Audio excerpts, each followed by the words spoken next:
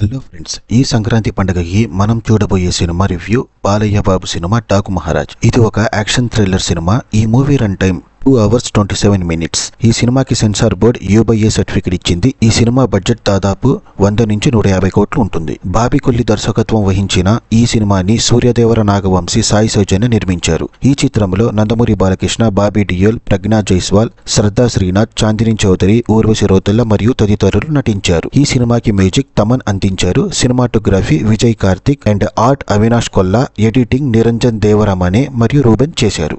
ఈ స్టోరీ విషయానికి వస్తే, చిత్తూరు జిల్లా మదనపల్లిలోని కాఫీ ఎస్టేట్ కి ఓనర్ అయిన కృష్ణమూర్తి కొన్ని విద్యా సంస్థల్ని నడుపుతూ ఉంటాడు. తన మనవరాలు వైష్ణవి అంటే తనకి చాలా ప్రాణం. చిన్నప్పుడే తల్లి చనిపోవడంతో ఆ పాపని కుటుంబం అంతా అల్లారు ముద్దుగా చూసుకుంటుంది. అలాంటి వైష్ణవి ప్రాణాలకి లోకల్ ఎమ్మెల్యే అయిన త్రిమూర్తులు నుంచి ముప్పు ఏర్పడుతుంది. దాంతో ఆ ఇంట్లోనే పనిచేస్తున్న ఒక పని మనిషి నుంచి భోపాల్లో ఉన్న డాకు మహారాజ్ కి సమాచారం అందుతుంది. అప్పుడు మహారాజ్ తన పేరుని నానాజీగా మార్చుకొని రంగంలో దిగుతాడు. ఇంతకీ ఈ డాకు మహారాజ్ ఎవరు, భోపాల్లో ఎందుకు ఉంటున్నాడు, ఈ కుటుంబానికి తనకి సంబంధం ఏమిటి అనేది మిగతా కథ.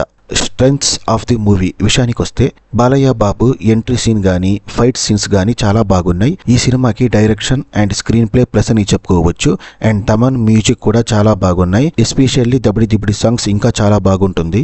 అందరూ బాగా యాక్ట్ చేశారు. బాబీ డియోల్ ఈ సినిమాలో జీవించేశారు. తన యాక్టింగ్ మరియు రవి కిషన్ యాక్టింగ్ ఈ మూవీకి ప్లస్ అని చెప్పుకోవచ్చు. వీక్నెస్ ఆఫ్ ది మూవీ, కథ పరంగా చూసుకుంటే ఈ కథ రిలేటెడ్ గా ఉన్న సినిమాలు ఆల్రెడీ వచ్చాయి. రవితేజ సినిమాల్లో మనం చూసుకోవచ్చు. కామన్ గా బాలయ్య సినిమా అంటే డైలాగ్స్ తో నిండిపోయి ఉంటాయి. కానీ ఈ మధ్యలో డైలాగ్స్ తక్కువయ్యాయి. ఈ సినిమాలో కూడా అంతగా చెప్పుకోదగిన డైలాగ్స్ లేవు. మ్యూజిక్ విషయానికి వస్తే కొన్ని చోట్ల BGM లో సమరసింహారెడ్డి మ్యూజిక్ వినిపించింది. అండ్ మన రీసెంట్ గా వచ్చిన మార్కో సినిమా BGM లాగా కూడా ఉంది. ఈ సినిమాలో స్టార్టింగ్ లో సత్య కామెడీ కొంచెం ఉంటుంది. ఇంకా ఎక్కడ మీకు వెతికినా కనబడదు. ఓవరాల్ గా కన్క్లూషన్ కి వస్తే, ఈ సినిమాని ఈ సంక్రాంతికి బాలయ్య బాబు కోసం ఒకసారి చూడొచ్చు. ఫ్యామిలీతో ఎంజాయ్ చేయొచ్చు. సో ఈ సినిమాకి నేను ఇచ్చే రేటింగ్ 2 out of 5. నా రివ్యూ కనుక మీకు నచ్చినట్లయితే లైక్ చేయండి, షేర్ చేయండి అండ్ సబ్స్క్రైబ్ చేయండి.